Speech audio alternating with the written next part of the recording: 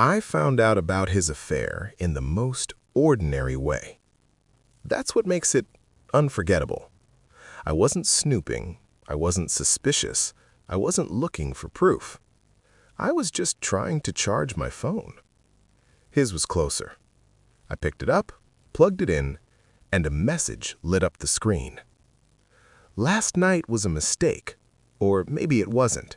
I can't stop thinking about you. My hands went cold. For a second, I told myself it had to be work, or spam, or a wrong number. But then another message came through. I love you. I just don't know how to leave her.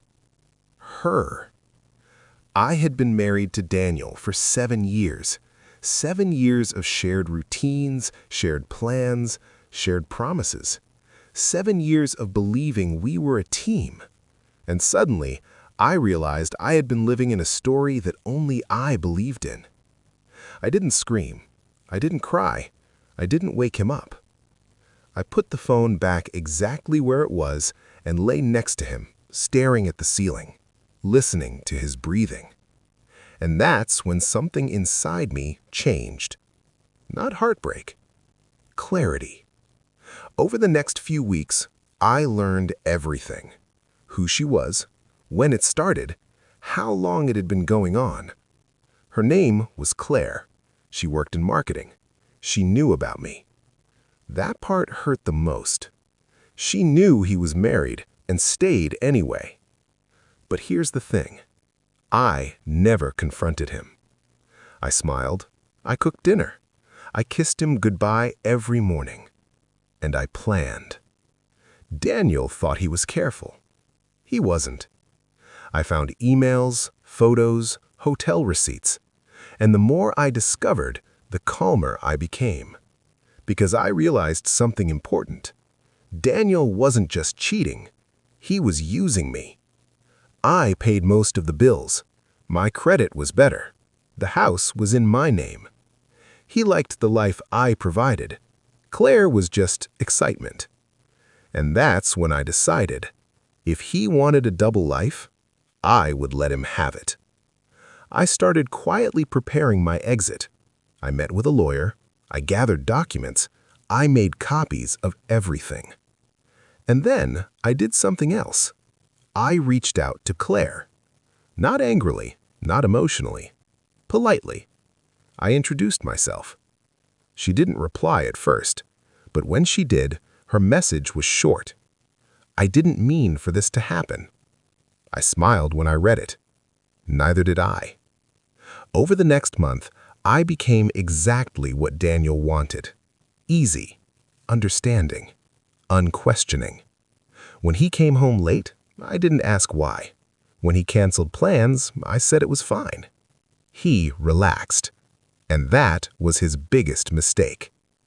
The day I finally confronted him, I didn't do it at home. I did it at a dinner party. With his family, my family, friends we'd known for years. We were seated at the table, wine glasses half full, laughter in the air. And then I stood up. I want to thank Daniel, I said, smiling. Everyone looked at me.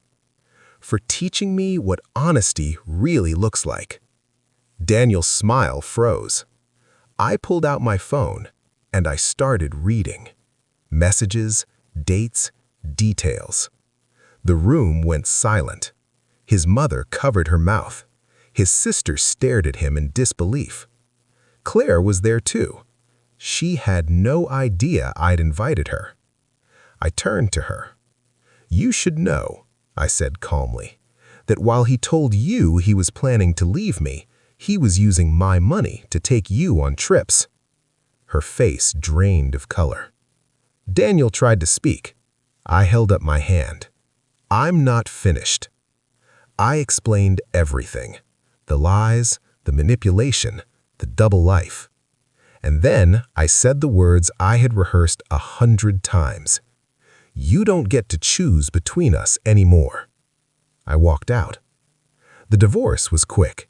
He had nothing to fight with, nothing to stand on. The house stayed with me, the accounts stayed with me. And Clarizy? She left him 2 weeks later. Turns out, when the secret is gone, the excitement disappears too. Months passed. People asked if I regretted it, if I wished I'd handled things differently, if the public humiliation was too much. Here's the truth. Revenge didn't make me happy. Freedom did. I don't wake up wondering who he's texting. I don't question my worth. I don't feel small anymore. Daniel lost everything because he thought he was smarter than me. But the real lesson? The strongest revenge isn't screaming. It isn't destruction. It's letting someone see, too late, exactly what they lost, and walking away without looking back.